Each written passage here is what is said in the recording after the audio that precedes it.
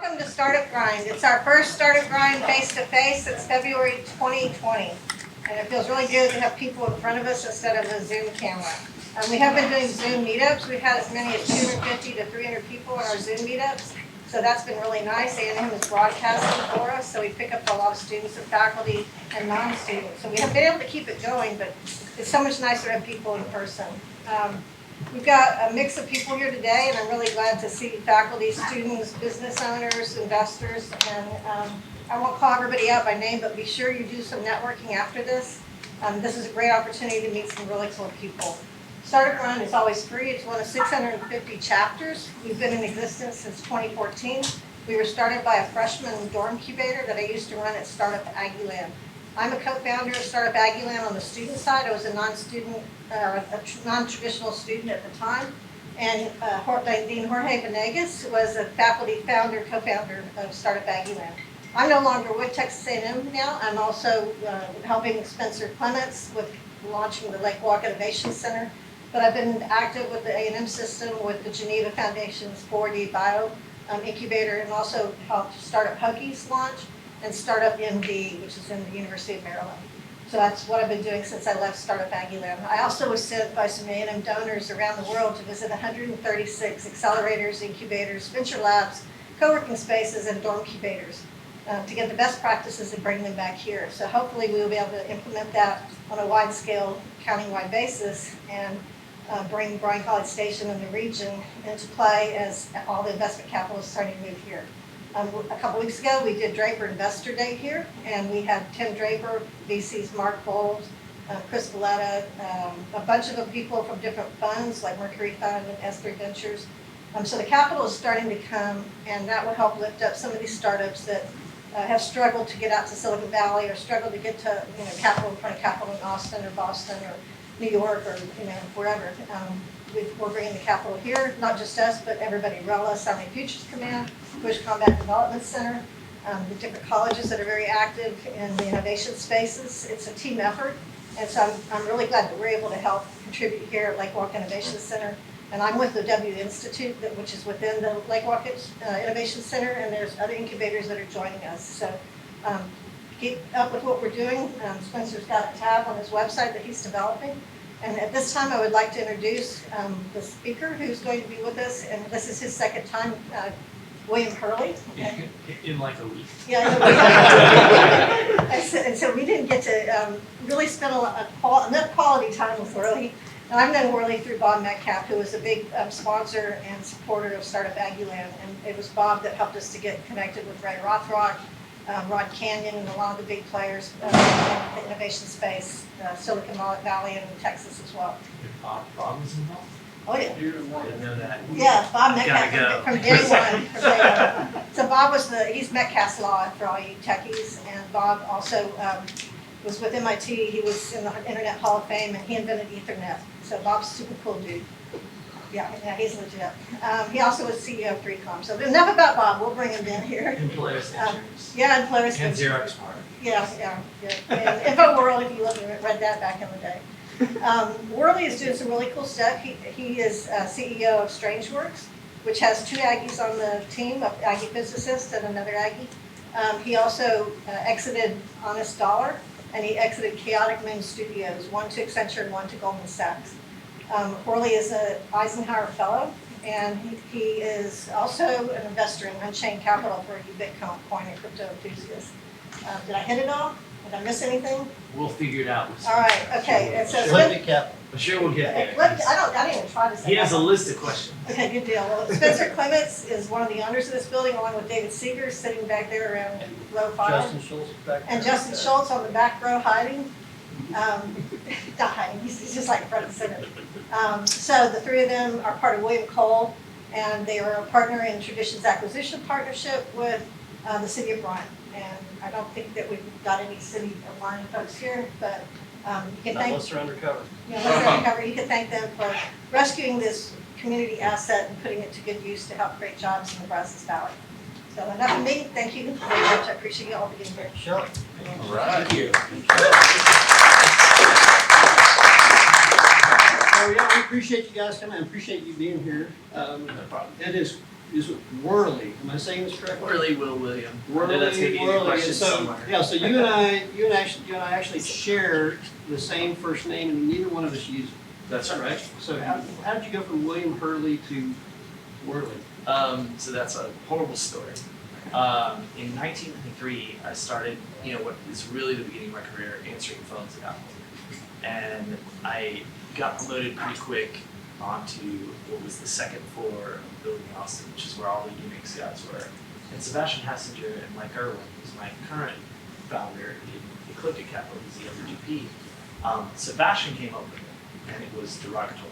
It was like a Whurley guy. So I hated it. Like the Whirly Bird. Yeah, so I hated it for like Did you 10 get the years. cap too? Did you get a little Oh, collar thing? yeah, he bought me one Oh, at yeah. some point, I'm sure, and I hated him forever for that. And then it kind of started to grow. So Apple has a system that they track bugs in, and they have stuff in it. Mike was Draconis, and Sebastian was Sage. They locked it in, and once you put information in, it could never be changed or deleted. And so I was working, and that fell over into open source community. And that eventually fell over to where I got an offer from a venture capital firm to be the CTO at a company in Tel Aviv. And I said, well, this, we want you to call yourself Whurley. They print the cards and everything. And I was like, looking through the offer, and I was like, what you don't understand is, it actually used to be derogatory, and they got to the point they were paying me. I was like, but I've been thinking about a personal brand for quite some time. and that is where it kind of started coming. And I don't care what people call me, Will, William. Like, don't call me Bill. That's my dad's name. He's an old Green Beret. That's his name. My mom calls me Billy, but I don't really have any ego or preference. But it grew, and then at South by 2016, we had what I like to call my best South by weekend ever. I hosted President Obama on Friday, who did not know I was selling my company Goldman Sachs on Monday, and Goldman Sachs did not know I was hosting President Obama. But all of them would have had a problem with it, each other and everything, I'm sure. And he got up on stage at South by, which of course is a massive conference. He's like, I want to be Whurley, Whurley. And then my mother-in-law calls me Whurley, which is ridiculous. But it just kind of is like a calamity of errors. And honestly, full transparency, every few years I'm like, I need to take advantage of this and build a personal brand. And I'll make it half-assed through building a website or something. I'm like, my ego is not attached that way, so it has never worked or actually culminated. But that's literally the entire history of it. And again, it used to be derogatory, so I didn't like it. So what do you want us to call you today? I don't care. All right. At all. Mr. Whurley. Yeah. Right. So I appreciate everybody being here, and Shelley, thanks for putting this on, posting it at Lake Walk Innovation Center. So what we're going to do is we're going to go through a few things, a little bit of his background. You guys that have read up on him know that he's big into quantum computing. I've studied a little bit on quantum. I have no idea what it's about, right? Way over my head. So we're not going to spend a lot of time on quantum. But one of the interesting things is in quantum, you even said in a recent podcast that quantum computing doesn't even fit anybody's idea of a real business enterprise right now. There's nobody out there that's going to pay anybody for a quantum computer to solve a problem, right? Yeah. So does that mean that we should be looking for better questions to Well, ask quantum computing, or is it like sculpting clay? We're just going to take a long time to figure it out, or are you still looking for big breakthroughs? So I think there's, in general, a lot of misconceptions about quantum computing. And what you're really talking about is back in 1927, this Solway conference, Einstein and Irving and Schrodinger and everybody came up with this, quantum mechanics, right? And in 80, and we're about to reach the 50th, there's a whole bunch of anniversaries, but Feynman and Benioff are the ones who came up with the idea of using, a particle as a bit. And so you look at it from 1927 to 1980, you say, well, not a lot happened, right? And from 1980 even to 2017, MIT had a 6 or 8-bit computer, and then there was one that was 12, and it kind of went on and on. In 2017, you went from like 15 to 27 to 60 to 100, whatever. So you see this inflection point coming.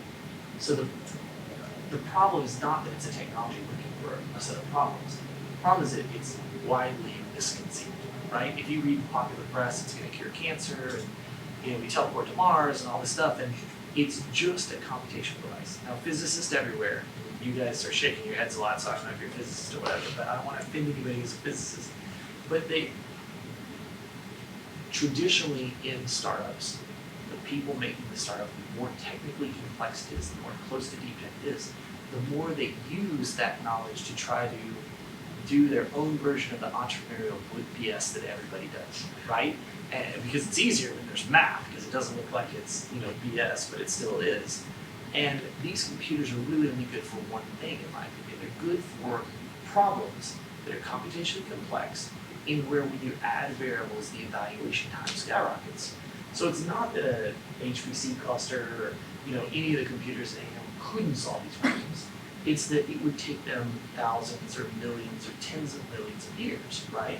So when I say that, and I say that on every podcast, I've interviewed over a couple hundred enterprises. There's no big quantum budget there. And it isn't that we're looking for different problems. It's that it's 1963, and a guy named Jack said, here's a microprocessor. Nobody sees the internet, nobody sees autonomous vehicles, nobody sees AI, nobody sees any of that.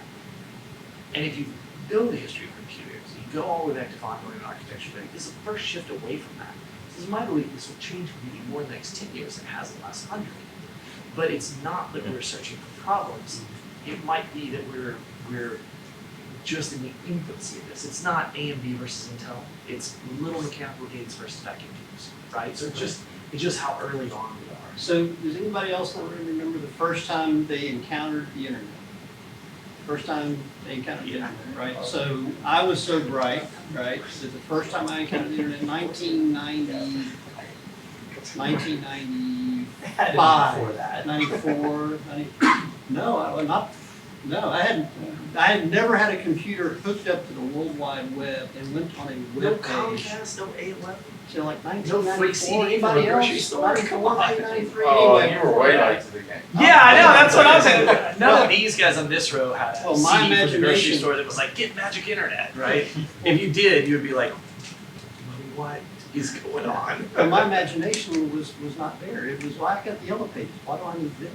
Right? I mean, literally, And I can go to the phone book and look up a phone number. Why do I need to go here and do this? I mean, I didn't think about flying cars and autonomous vehicles. That's exactly where I think we're at. Got it. So when I say that, it's that there's an opportunity. It'll affect all of your lives in the next 10, 20, 30 years. The further we go in the future, the more it will become, a mainstay. So you won't use a quantum computer, but you'll do your autocorrect on your phone will be better because you got a back end that's a quantum computer. Or the Google search. Why is Google investing in quantum? Investing in quantum because if you search a phone book, if I have Spencer's first name, don't have his last name, and I have his phone number, a computer will go line by line by line with those entries. A quantum computer will only need the square root of the number of entries to get the same answer, right? So it's just we're in a really interesting time. But I kind of feel, Bob Metcalf, who I give an undue amount of shit, he's one of my best friends and mentors, is a great, but I often talk to Bob about quantum, about what about when ARPA was building what would become the internet? That's kind of the phase it's in, right? It's just so early. Right. There's only a couple hundred people that matter worldwide, right? So Yet you started Strangeworks. it's the worst entrepreneurial decision of my career, probably. Strangeworks? It's a good segue. It's Yeah, quantumcomputing.com. If anybody's out there wants to go to quantumcomputing.com, and you can sign up to use his quantum I computer. got him do all my interviews. And the problem is that in the first minute and a half of reading through the tutorials, you start getting little squiggly lines and I'm this working on it. and it's all the physics stuff, and it's like, oh my gosh, right? But so what are you trying to accomplish with Strangeworks? So look, And this is going to transition us into entrepreneurship. yeah, you talked about the innovation, companies that we did. So started a career at Apple, left Apple in '97 to go to IBM because the cultures were obviously identical. Same company. And then I moved on and on. We kind of went big company startup for a little bit. In 2010, we did our first company. And it was tremendously successful. I like to always joke that was a company for fun and profit, right? It was all models and parties and doing the best work and making, charging more and everybody loves you. You're like, well, we're gonna need 4 times as much. Like, of course you are. We're about 6, right? It's never gonna happen again in any company I start. 3 guys and 1 outsourced developer. We did like 5.6 million first 9 months or something. Like, it was just insanely successful. And so when we left that, I wanted to do something to change the world. And so I picked savings. Because the average American has a $400 expense. They're insolvent. Okay, the tire, car problem, rent, whatever. And so I thought, well, we'll be those hero entrepreneurs. We'll do that. And the hero entrepreneur thing is just a myth, right? Like, if you read Fast Company or any of these business magazines for startups, entrepreneur, right? These are like romance novels for startup nerds. Okay? Like, none of that shit is true. I know people who've been on the cover of those magazines, and I'm like, this is the biggest bullshit I've ever seen in my life. And they're like, hey man, it's Hollywood, right? It's like an interview. So we had that fun and profit experience. We then had this attempt to be a hero entrepreneur. So we found out that you need a lot of infrastructure to affect things on a mass scale. And there's no hero without an army behind them, right? And so we did the transaction at Goldman, and in between there, it's always funny. I'd say I have 2 startups and 3 exits. One of our partners started a gaming company that we spun out of the category, which was acquired by Zynga, right? And all of those acquisitions we're talking about all happened between the middle of 2015 and the middle of 2016, almost a year exactly, right? It was a good So year. It was a great year. Really good year. My wife's expectations are grossly. She's like, what's been happening for the last 4 years? But we sold, I think Accenture announced in June or July of 2015, and then we sold to Zynga in the middle of that, and then we sold Strangeworks in March. Well, actually, it was bookend, so it was kind of June, July for Accenture, and June, July for the other, and then in March, started the company in 2015, launched it. Strangeworks is a different vision. And the reason it's a different vision is that as an entrepreneur, you need to understand some basic tenets, some basic rules. And one of the things, if you're not growing, if you're not learning, you think you're good, you made a few $1 million, you're a genius, then you are an idiot, okay? And so I wanted to do something bigger that was technically challenging. I saw those squigglies you saw, it got me excited. I was like, I'm gonna have to learn some stuff, right? I'm not a physicist, okay? I'm horrible at math. Right, so those are 2 basic tenets of the business of starting. So I got to beef up a lot. But what happened was, we sold the company in a year and really changed our perspective. How do we find something that's going to impact the world in a material, demonstrable, measurable way? That's going to be something that's super technical, like that we're nerds, right? Like we need to really be into it. And I had quantum, biohacking, and robotics. And SoftBank had bought, Boston Dynamics from Google, and then they had sold it again, and I was like, robotics seemed like maybe we need to wait on that, right? Like, if you look at any of the robotics companies, like consolidation that it breaks apart, the consolidation that breaks apart, you're like, what is going on here?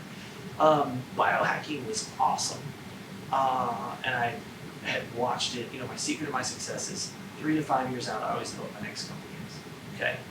And so I buy the domains years ahead, and I come up with, kind of the brands and the plans and stuff. And then when I'm going to do something new, I say, what of these unthinkable options do I like? Strangeworks represents the opportunity to affect every aspect of society, but it's going to take 20, 30, 40 years. Like, one of the things I had to do when I was starting the company was think about a succession plan, right? Because I'm not going to do that. Like, I'm 50, right? Like, highly likely I might not be alive when the company is hitting its stride. And that was exciting. And playing this out was like, this is a 20, 30, 50-year vision. It's the last startup I'm going to do, although I know what the next one is if it doesn't work out. And then, it's really, it's just a world-changing thing. Quantum's hard, it's difficult, and nobody understands it. I think that is the mainstay of your question. The fact that you have something super technically complex that 200 people in the world right now, 3 years in, are probably all that matter in quantum, right? And you go to the Apple ecosystem, or the Microsoft ecosystem, there's literally tens of millions of developers, and there will be for quantum at some point. That just seems like a massive opportunity and a chance to get in kind of early, really affect the world. I mean, finding cures to cancer, fixing the environment, new material sciences, going to Mars, all of these things are computationally complex. And so that's what was really exciting about it, was the things you pointed out, was like, I don't know if we can do it. And we tell people that all the time. And by the way, the first 6 months of the company were physicists being like, you guys are idiots. Like, you're software developers. But our pitch to Lightspeed that funded the round was, physicists, like software developers, are not great physicists. We have this kind of Venn diagram. And physicists are really shitty software developers. So, right, because like, I wrote quantum computing for babies is the equivalent of, and me pretending I know about physics, is the equivalent of physicists downloading a Python library and being like, boom, software, ship it, right? It's like, oh, it's so much more complex than that. Right.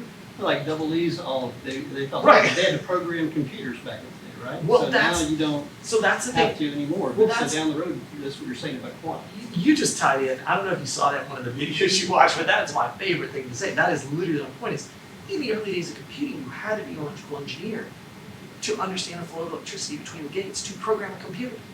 So the fact that physicists are the only ones right now, or mostly physics or people with physics knowledge, they can program computers, that doesn't come as a shock to me. Now they think today the same thing electronic engineers thought way back in the day, which is we will be the only ones in this economy, right? And some 13-year-old kid comes along and hacks into whatever and it's all over. And I'm telling you, that's what will happen with quantum, right? So it's a really interesting situation. It's the riskiest thing I've ever done. It probably ends in tears. But I'm in this great position. Like, how, disconnected from reality you have to be to not recognize the success I've been blessed with, all the amazing team, everything, and say, well, then why, are we doing this for money? Are we doing this to really go make a material impact on the world? And so to have that freedom, to already have, the personal security for the whole team. I mean, the team's been together between 8 and 27 years, right? They've all been through at least an exit together. So it's a really, really strong serial entrepreneurs in the software space. So, it's just, this is like the thing I love, because every day there's something new. There's a new research paper, and, I have to go through and look at the math with my Aggie physicist, and I'm not great, but I don't think that, and it's just like, no. Figure it out, right? Yeah, you figure it out. Yeah. And this is from a gentleman who quite proudly says didn't go to college, right? Well, Temple right, High School. so- Maybe not quite So proudly, hang on, but Bob Metcalf may watch this. Yeah. So Bob and I did a very famous point-counterpoint, which he started off with. I'm the Lord Chair God of MIT, and I did this, and I did all. And that really prepared me for my career. And he's like, now, and he didn't tell me he was going to do this before he did. He said, hey, you went to Temple High School. Temple High School So rocks. tell me how that prepared you, kind of, and I was just like, oh, that's why I don't Jumping have full, that. No, that's why. But Bob and I are there's a lot, we can tell stories at the bar, but he's Great. a superhero, he's great. But I don't proudly say it. I had the opportunity, right? And I did what I could with what I had. I think college is great for general things or extremely specific things. And computer science falls in the middle of that. Because what we call a science is more akin to an art. I can use a number of different languages to program the same thing on a number of different devices. And by the way, when you get to scale, which is what I keep trying to teach physicists in my industry, like, things break. Like when we were doing Chaotic Moon and we did the first, iPhone apps, like way back in the day, 10,000, 100,000 users, like no problem. All of a sudden somebody has Candy Crush or something else and you don't realize you're both calling a resource or whatever, you get to scale, that's where the problems come in. And so this is like the great adventure, right? This is the thing that I think will be, and it's not a legacy project. I don't have, that ego. I know someone who does. But, yeah, but it's we're not gonna mention any names or projects, geothermal energy stuff, but this is just the thing that, like, I have a 24-year-old, I have a 5-year-old, and I have a 3-year-old. And a 5 and 3-year-old are gonna grow up in a world that could be pretty dystopian the way things are headed right now with the divisions and the, everything we're just messing up. And I thought, this would be really exciting to build something that was there, not 5, when Julian's like 20, 25, could be like a major part of the economy, a major thing that's like saved people's lives and taking us to other planets and all that. I was just like, this is the greatest area you could be in. Now, we have no idea how we're gonna make money or what we're gonna do, but it's super cool. But you don't have to have the perfect plan, right? And so not everybody has the perfect business plan, Yeah. and you type it up and it's 12 pages and it's perfectly done, and you turn it into the VC guy funds you, and you just rock through that plan just perfectly, the pro forma just pops along, If you you- make if a you ton come of to money, me you for an- exit out, and you do it again, right? Life's easy. 100%. If you come to me with Yeah. a business plan, I immediately think you have no idea what you're doing. Okay? Because investors judge startups as a business, which by definition they are not. They don't have an EBITDA. They don't even know what that means, right? Like, you're investing in a team. It's a couple of people, and they've got a dream, right? I mean, it is literally like going to Vegas for 99% of investors. And so it's really important to have that big vision and that opportunity. It's more important to be grounded in kind of the basics of entrepreneurship. I mean, look, I could write a business plan for you for Strangeworks, and I can 100% guarantee it will not work that way. Right? It won't happen. So this is interesting, you went from being, an employee of the company to having success in your own company with partners and exiting out, and now you find yourself actually funding other people, right? Yep. So you have Eclectic capital, not Thank you. not We need to ec- cut not that video eclectic clip and send it to capital, Mike. not epileptic capital. It's eclectic capital, right? And so here's what I find interesting. The last time I checked, there's 195 countries on this planet, right? And you pick the United States, so those 195 countries, Right. right? And then there's 50 states in the United States, and you pick Texas Yep. out of those 50 states, and there's 1,200 incorporated towns in the state of Texas, and you pick Austin.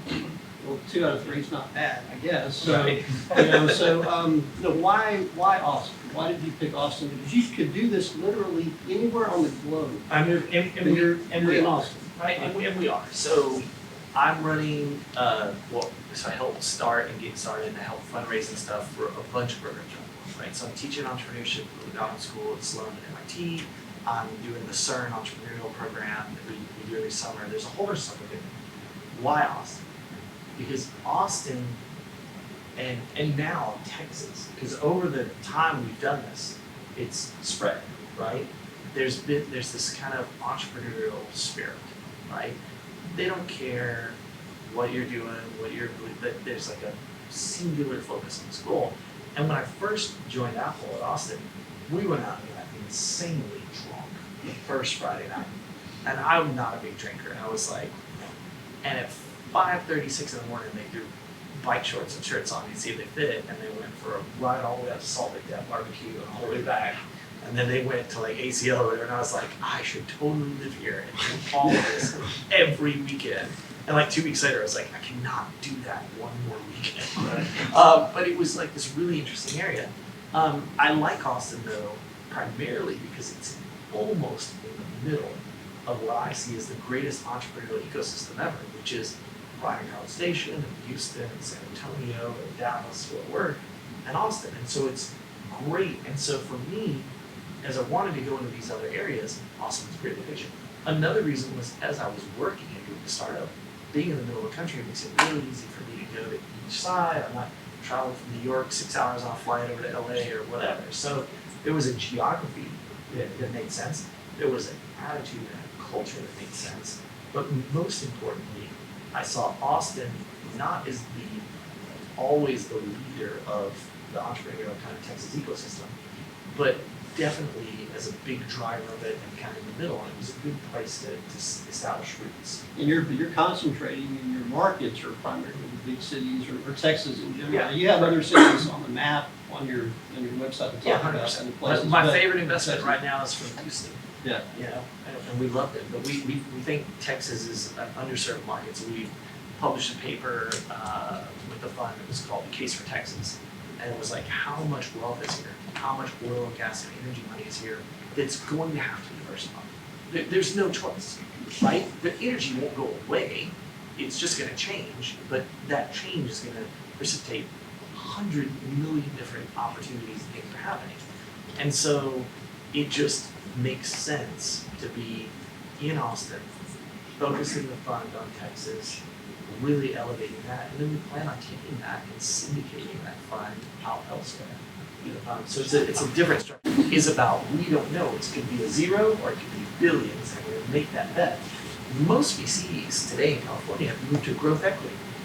You know, if you come at me and I'm, you know, bringing you a startup and I'm pitching you, and you want to know about how fast I get to $1 million in ARR, how fast you are not a venture investor, right? Because what you're asking me to do as entrepreneurs, you're asking me to take all the risk, take all the pain, and then boil all the risk out of the deal for you to where it's almost a sure thing.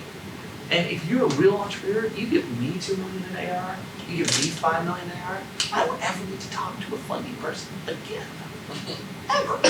Right? And so the thing is I get upset when I hear things, and I hear things like that from VCs I work with all the time, and it's like, not only do I get upset about what you said, but there's no venture here, it's like, there's more money here than most places in the world. Okay, now they might not be investing in startups, but that's a pretty easy problem to solve. You have an economy that is off the rails, right? Where venture is taking a backseat to this growth equity or these crazy venture things. You know, investing hundreds of millions of dollars in a consumer app that does whatever, right?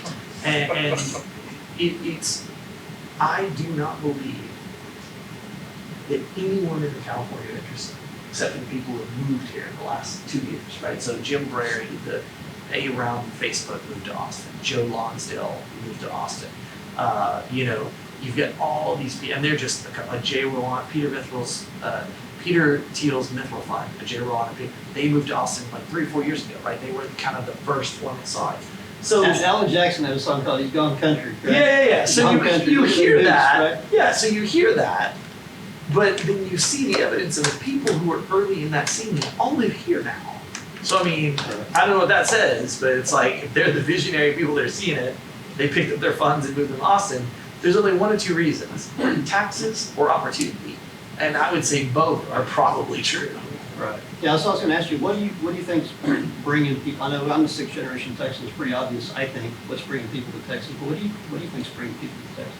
Look, it's a number of things. The thing you have to understand is the dynamic of it. It's very easy for Texans to blame Californians for ruining Austin, right? And the fact is there's more Texans moving from Dallas and Houston and other places than there are moving from New York and California. Okay, so there's a lot of those people. There's no doubt. But like, we're our own worst enemy, right? Like, what I think is drawing people outside of it is you have the greatest state for being an entrepreneur in the nation and one of the greatest places in the world. Why? Because there's tax, you know, is fantastic compared to other places. Because you have great university systems. Because you have an enormous amount of wealth, not just from oil and stuff, from all manner of things, ag and oil and whatever. So there's capital. Not that capital is pent up, and everybody will go and tell you this BS story about how it's disconnected from, you know, the oil guys would never understand the quantum stuff or whatever. And that's like, I don't know what you know about thermodynamics or fluid dynamics or any of that. It's like guys aren't stupid, right? Like, I mean, you know, like it's great to be like, but I'm on a computer, but it's like, you know, you send the wrong thing down the wrong pipe in a pipeline and blow up a town or something, right? It's serious stuff. And that's the funny thing. I always laugh when I go to California. I talk about Texas and what we're having happen in the entrepreneurial scene. They're like, oh, what, the oil guys? They say that all the time. It's like, they're engineers, like, they probably have more physicists in oil and gas than we have in quantum, like, hands down, right? So I think it's great, but I think the main thing is there's a freedom and there's a community. It doesn't matter if you're conservative or liberal, it doesn't matter what you are. Most people here are super friendly, super open, super willing to help. The thing that we're missing is in the mid-90s, when all the California VCs came to Austin, a couple went to Dallas, that was going to be when Texas kind of took off. Everybody kind of tried to block everybody out of every other deal, and so it just died. Because the thing California has on us that we need is people helping people. One of the reasons Mike Irwin, the other GP at Copia Capital, started this fund was it's entrepreneurs helping entrepreneurs. So when you're in the valley and you go back in history, you have somebody who went to PayPal or Google or wherever, they minted millionaires. And what did those people do? They then became investors. And they invested in the brand. And so it kind of grew and grew and grew. And that's what they have. What you have in Austin, what you have in Bryan, Dallas, San Antonio, everywhere now, huge, this is my criticism of Texas, is you have people who make their money and then they're done. Or they make their money and then it's just them, and we don't, which is so funny because we have such a better communal kind of family of, I always tell people, because, I hosted Barack Obama because I was asked to, right? Of course I'm gonna do it. Everybody like labels me in this way politically or that way politically. I'm a Twain, right? I think Mark Twain summed politics up really well, right? Politicians should be changed like diapers often and for the same reason. So I'm a pretty independent thinker, but I get put in that. But what I find funny is, in Texas, I will go to talk to the governor or talk to the Secretary of State or talk to people, and there's definitely he's that Austin guy, right? We go outside of Texas. I go to DC to give testimony, meet with Senator, Congressman, whatever. We're all from Texas. It's the strongest community state pride thing anywhere. And when you talk about having that entrepreneurial ecosystem, that kind of pull it up by the bootstraps kind of thing, I just think this is the greatest place to be an entrepreneur, in the greatest time to be an entrepreneur in history. I mean, I look at these three guys especially, because I'm just like, they're probably not as old as my son, maybe they're a little older. I know you guys could be grad students, but I look at them thinking, man, when I started my career, I had to cut UPC codes out of cereal boxes and ride my bike 6 miles to this place called the post office where I physically send a mail. And then 12 weeks later, I got the first of 16 components. And over the course of like 2 years, I'd build like a little electronic thing. And you guys can like get a credit card from every credit card company in the world, go on Amazon, in 2 hours they'll deliver like your whole company. Right? Like it's the most amazing time to be an entrepreneur. And I think this is the most amazing place. Yeah. No, you're singing my song. We tell people all the time that this is the best time ever. If you're going to be born in any time in history and could pick a place to be born in that time in history, where would you pick other than now and here? Right? I mean, why would you go? You really want to be born in 1928? Really? Right? You want to fight World War II? You really want to really want to live through the 50s, where you might have polio? Really? And be crippled and not have great care or health care or polio, no cell phones or whatever? Polio, great, like, good example of vaccines. Yes, great example of vaccines. So, there's a lot of doomsday, but I'm glad to hear your optimism on Texas. And so, I'll be a little bit. It's not just optimism. I'm investing in everything that I have and everything we have in this ecosystem. Yes. Because it's the best. And don't get me wrong, it's not because, maybe I'm a Silicon Valley reject because I've never done any DLSA or whatever. It's like, I don't care. As an entrepreneur, what do you care about? You care about your dream. You care about that thing, that vision, that passion, right? Startups are all consuming. They don't like hobbies or significant others or wives or husbands or girlfriends or any of that, right? Like it is all consuming. And if you're going to be putting yourself out there like that, why would you not do it in this amazing cradle where you have better taxes and pro-business and a lot of access to capital? It's not traditional capital, et cetera, et cetera. It's amazing. And you don't, one of the things about Texas is that we don't have that family hierarchy that other, like in the Northeast, for example, where if you're not from the right family, you didn't go to the right school or whatever, it's harder to break in. So Texas has historically been that place where people escape to go have freedom, right? And all the way back to the Revolution days. So you talked about networks a second ago. In your case for Texas, or it may have been the other one, we talked about physical networks and technology networks. And it used to be that it would take $5 million to start a tech company. Yeah. If you really wanted to succeed, you need to put $5 million of funding in the bank, and that's how much burn you're going to have before you're going to be successful. And today you're saying it's $50,000. I mean, or even that, it could be 500. You know what I tell entrepreneurs all over the world is like, Apple will fund your software startup, especially. Apple will fund it for $38 a month. They'll give you all the Apple equipment you want, right? Yes. And you have a development environment. You have all the stuff on GitHub. You have everything. And you got talent all over the world. 100%. You can tap into, right? And people will moonlight, or people will do whatever to help. Well, what has COVID taught us? Yeah. Right? COVID's taught us that we don't have to be in the same location. Now, if you're in tech and you're an old person like me, that's been my whole career. In fact, most of the companies I've worked for aren't in Austin, but I live there, right? But like, what an amazing time to be alive. But also, what a great place to be able to have this base, have this kind of commoditization of what it takes to build a startup. You don't have to have a supercomputer. You've got a phone. You don't have to have. My son is 24, runs his entire site. Doesn't even have a laptop. It's a laptop he games on. He runs his entire business off his phone. That's his email, it's his Slack, it's everything. He doesn't even need a laptop. We got him an iPad at the company, never used it, right? Like he just uses that. Yeah, incredible.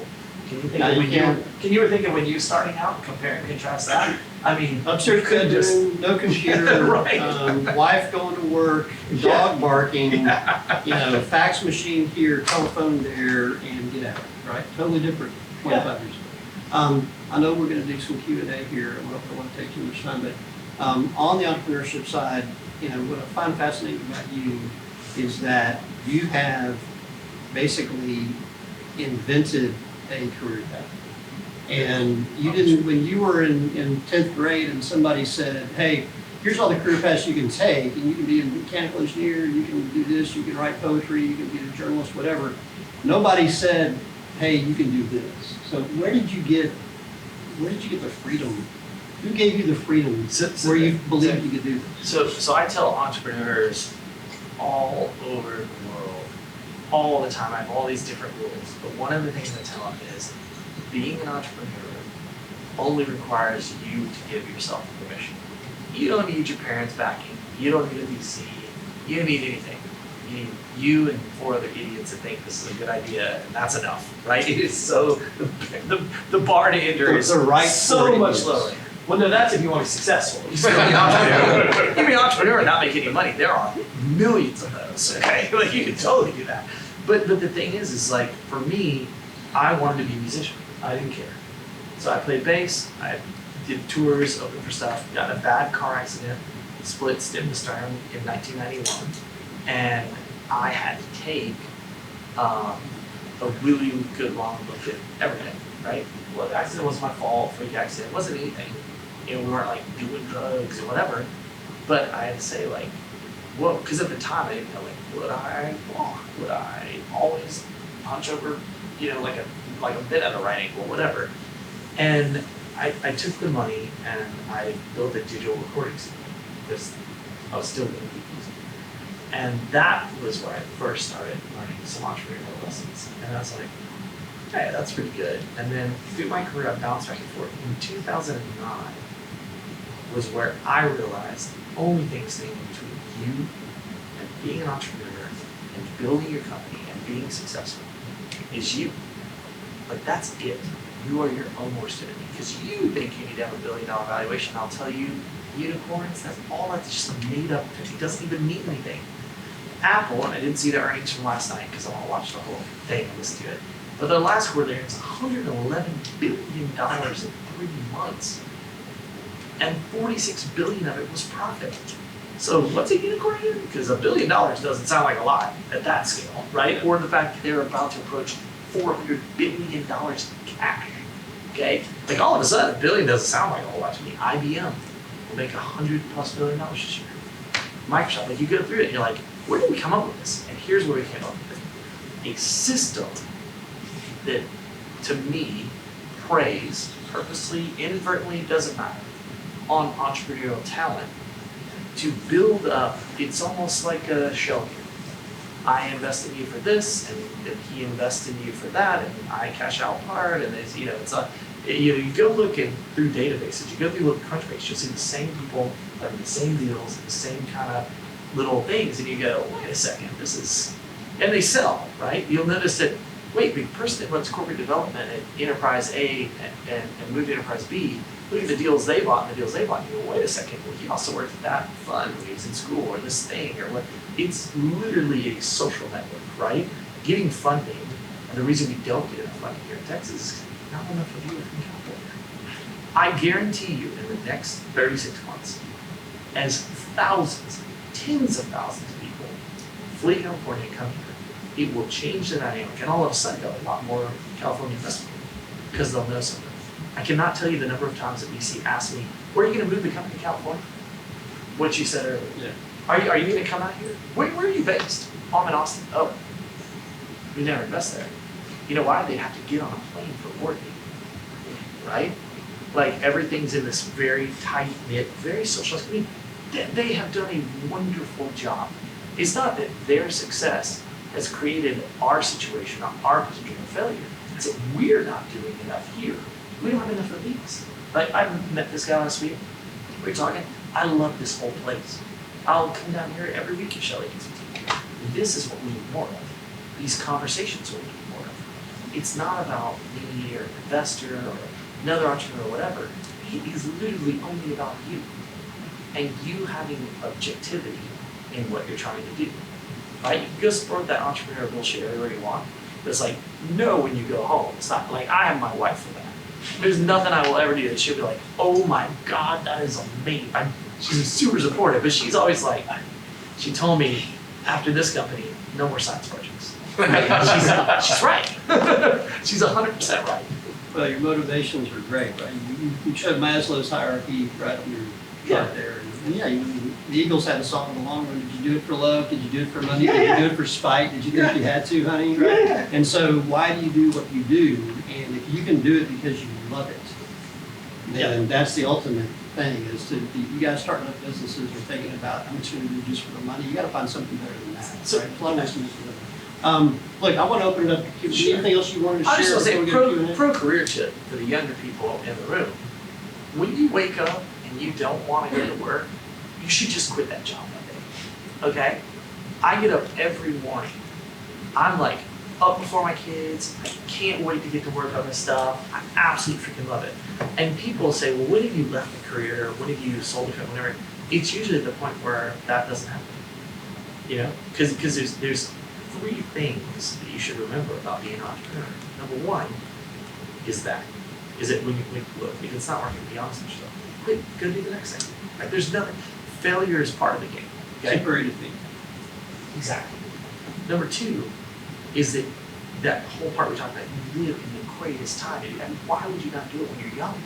Why would you wait till you're my age and you have kids and a family and be like, you know what I should do now? Risk everything on this crazy startup. You should do it now when you be like, hey mom, dad, any place to stay for a couple months. Could we make a multi-billion-dollar business though? So it's gonna work out. It's worth that. Yeah. Your parents know you too well. They're gonna call BS on that immediately. Okay, he's shaking his head. He's already tried it. It failed. But the third thing is that you have to understand that this is everyone's gonna say. No entrepreneurial story starts with we had an idea, Spencer and I. And we told some people, and they loved it. They gave us millions of dollars, and we sold billions of dollars worth of it. It was great. And whenever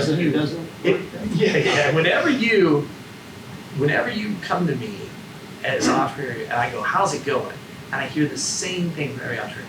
It's going great. Things are awesome. It's so awesome. I'm just like, you know what? I've sold a number of companies, invested in a number of companies that have sold. I have not once in my career been like, it's going swimmingly well. This is fantastic. I will sleep so well tonight. This is amazing. I'm just going to take the night off. I'm going to take Friday off, spend the weekend with the kids. Like, it doesn't work that My way. favorite question, we're going through COVID times, we own 2 hotels, right? Going through COVID times, hey Spencer, everything going great? You just go, no. No, it's not going great. No, it's not. horrible. It's pretty hard at the moment, but we're going to be okay. It's hard all the time. But if you love it, right, that's that passion, that's that work. Appreciate you, really appreciate you being here. So let's open it up for questions, because I know you guys have questions for Mr. Hurley, Mr. Whurley, Bill. And then we'll go one, I'm two. gonna let you pick. He did beat you on it, Ross. We'll go one, two. Yes, sir. So my name is Joseph Escobar. I'm a junior finance major at Texas A&M. And my question to you is, I actually label myself to Dr. Flynn over there as a non-technical co-founder. And I've said that out of habit, because I keep calling myself that. So my question to you is, I do want to make the entrance to space one day. How should I approach it? I'm a finance major. I don't know. Let me ask you a question. Sure. What is a non-technical program? I guess someone that doesn't know how to code. I guess looks at code and just Why is it not a code? has like just this like. What if you join a finance startup? I'm sorry. What if you join a finance startup? Sounds like you're the most technical founder. Hey, maybe that's an interesting question. I mean, do you need to know how to code? No, Should you unless have you're gonna work at a software anxiety, I startup. guess? I mean, Yes, think. sort of, But I appreciate your question. I'm not trying to give you shit, but like seriously, don't call yourself that. That's like, and I do. So I founded an organization to help women in STEM with the UN and the UNITU called Equals. And my issue with women in STEM was she's not a woman engineer. She's just an engineer. She literally went through the same program that you went through. Did all the same work, right? You're a founder or you're not a founder. There's no technical founder. That's a Silicon Valley thing that has spread throughout the world. That's one of the things I don't like. Oh, well, they got a technical founder. Should I check? Or they don't have a technical founder. So what if you're doing dog food? How's software development helping that? What if you're a CPG company? Sure, software is going to eat the world and it's really valuable, but it's not the only business in the world. And you don't need to be. You, in several situations, would be the technical founder. Let's say I started another retirement company and you and I joined up. You probably know way more about finance than I do. So it depends on the situation. Now, you're saying, I want to found a company that does software. I don't know software. That's a different question, okay? And that question is, look, startups are a team sport, okay? You need the technical guys, you need the non-technical guys, you need the funding guys, it is a team sport. Startups are always in one or two phases. You're struggling or out of business. So think back, you're struggling. And you know what? Some of the least Sebastian Hassinger, who is very high up in the quantum program at IBM, who is the guy who named me Whurley, who I worked with IBM way back in the day. He's an English major. Now, yeah, he's way more technical than you now, and he's done a bunch of stuff, but literally, and he learned how to code, and he built all this stuff, and he's great. But I mean, he's an English major. Didn't stop him. Why is finance? Finance is an advantage at a startup. Because let me tell you the one thing none of the technical founders know how to do: manage money. Okay? They will blow through that money so fast. One of the theses, the main thesis of Ecliptic Capital is entrepreneurs aren't operators, right? So if you give your money to an entrepreneur and they lose it, that's kind of the expected result. Because you've got a guy that works at Google and a woman that works at Facebook, and they're coming together, and she's CEO and he's CTO, okay? And a week before I'm seeing this presentation, she was a project manager and he was an engineer. And the company he works for didn't trust him to manage engineers or trust her to manage multiple projects or any budget or whatever. But somehow in the last week they got hit by they met aliens with super CEO technology, or maybe they get hit by a CTO meteorite. I mean, you have just as much right to be a founder as anybody. That question kind of pisses me off because it's so ridiculous, because that's the arrogance. Way to go, Joseph. That's the arrogance. No, it's a good question, but I want you to know, Joseph, that is the arrogance that permeated through tech is king, it's the only way to do a business, and that's all false. I was going to add real quick, you guys came here to listen, not to me, but that just shows how codified the entire startup world can become, right? And that's the antithesis of startup, is to have it so codified. 100%. Right? That's 100% right. Yeah, there's a textbook now to how to become an entrepreneur instead of just go jump in the pool. Right. I can read about swimming all day long, I got to jump in. And here's the next question. And here's, we'll come right to you, but here's the thing with entrepreneurship, Joseph. Nobody knows. I've sold a bunch of companies, I've invested in a bunch of them sold, I've invested much more. I'm not an expert at any of that, because entrepreneurship is the one equal playing field you all operate on, where it doesn't matter if you have a PhD in physics, or you don't know how to code, or went to high school, or did real estate, or did whatever. You have to do all the jobs, right? So, all of those jobs are important. The first person I always hire at every startup, my COO. It's always my friend. He's also a lawyer. He's also super, super frugal. Right? He's a great guy to have to do the ops and the money. Okay? Because I've been, by 12 of those. Right? You can't do that when you have a company. I often buy stuff on my own outside of the company because the company can't do this. Okay? Your question, sir. How have you overcome, ignored, embraced fear in decisions and as you've gone through the startups and through the business cycle and coming to a point where you decide to sell? How has fear impacted you as a person? Fear is a direct, for an entrepreneur, correlation to security. The more secure you are, not person secure, like ego, but like financially secure, or you're living with your parents or whatever, you'd be shocked at how little fear there is, right? So it's a direct correlation. So early in my career when I had nothing, okay, that was a big factor. You just have to push through it. And by the way, many times you'll push through it and there's nothing on the other side, okay? And you start to develop a talent for that, for kind of feeling, it's kind of an entrepreneurial vision. You kind of see, because a lot of entrepreneurs are never successful with a company that builds something so scary, a big company buys it, and they're like, I'm a great entrepreneur, right? Obviously. But technically they kind of are. Right? They took something from nothing, they made it into something, they transacted it. It's like, I don't know, that's kind of what everybody else is trying to do.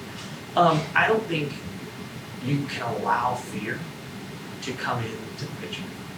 Because the moment that you have fear in the picture, it brings upon it uncertainty and doubt. FUD, number one enemy of all startups. The moment you doubt yourself, you're pitching me as an investor, I also doubt you. You're pitching Spencer to come onto your board, he also doubts you. People can smell that fear like dogs can smell, lions can smell, primal animals can smell. People, you're projecting that. You can't have that fear. You can have it at home all you want. You can cry to your wife, you can meditate, you can, smoke or drink, whatever your thing is. But when you go out, there can be no fear. There can be no uncertainty. There can be no doubt. This is what I'm building. This is how great it's going to be. This is the path. You know that that's not the case. But your job as an entrepreneur is to convince everybody else that that's not the case. Right? Now, you're not flim-flam person, trying to sell Snoopy sales or whatever. This is what you have to have that belief. Because when you're in a startup, you can't judge it on those business principles. You have to judge it on the people. The last thing you want to be is somebody who's just starting out and they're already scared to death something's going to happen. Or they've been in it 6 months and they're worried about everything, right? Because those people will fail. Like, I'd rather somebody be blindly ambitious, driving towards a goal, and I know they may never reach it, but they don't know it, and I'll fund that, right? That's something I'm interested in. Who's the next question? Because wait, we got plenty of time. Yes, sir. We'll come back to you. Technically aside, we'll go. Oh, right, sorry. That's all right.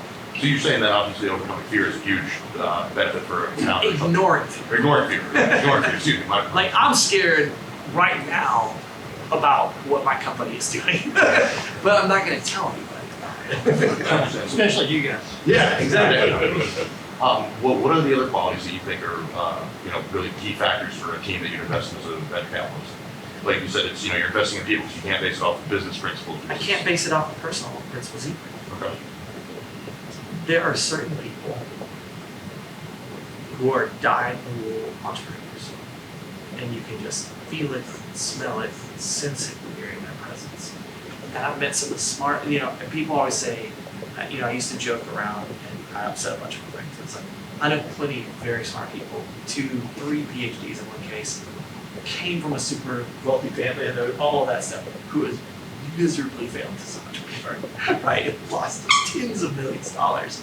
And I know people with nothing that out of nowhere just had that epiphany, had a thing, and had the drive to build it, who have made $500 million, right? Like, it's a gut feel. Remember, these investors are investing in you personally.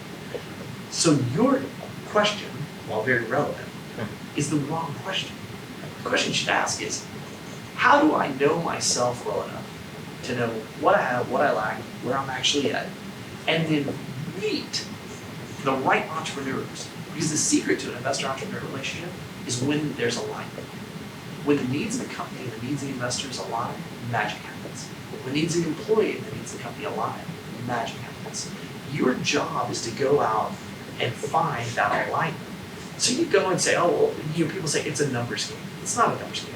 That's such bullshit. It's a numbers game because you went and just found VCs because they have a big name. Tim Draper. That's amazing. You're like, this is an amazing idea. He's a billionaire. I'm going to pitch him. But you never went and looked at his fund's $200 million. It's not $1 billion. And it only invested this way, in this fashion, and these things. And so you're going to get a no before you even set foot in the door. That's not on them. That's on you. Entrepreneurs should diligence investment sources far more than investment sources should diligence entrepreneurs. It is super, super important. It doesn't matter about the team or your background or whatever. It matters that you take the group you built and you find the right group of entrepreneurs where you have that common language, where you have that alignment. And that's what will happen. And so people mistakenly say, well, I'll go talk to 1,000. It's a numbers game. It's not a numbers game. You have Crunchbase and Angel. You have so many tools as an entrepreneur to go and be like, oh, that's awesome. I looked at the last 20 deals they did. The minimum check size seems to be $20 million. I need $500,000. Don't ask those guys, because they're not going to give you a $500,000 check. Likewise, don't ask the $500,000 guys for $20 million. They don't even have that, right? Like, there are so many micro funds. I saw a guy the other day that I'm mentoring, and they said no, and they didn't get it. So they say no because they didn't get it, or they say no because they have an LPA, right? Agreement with everybody that gave them money to invest on how they'd invest that money, how much they put in a company, what checks they write, how that structure is done. And so you don't match at all. So like, why are you even in the room?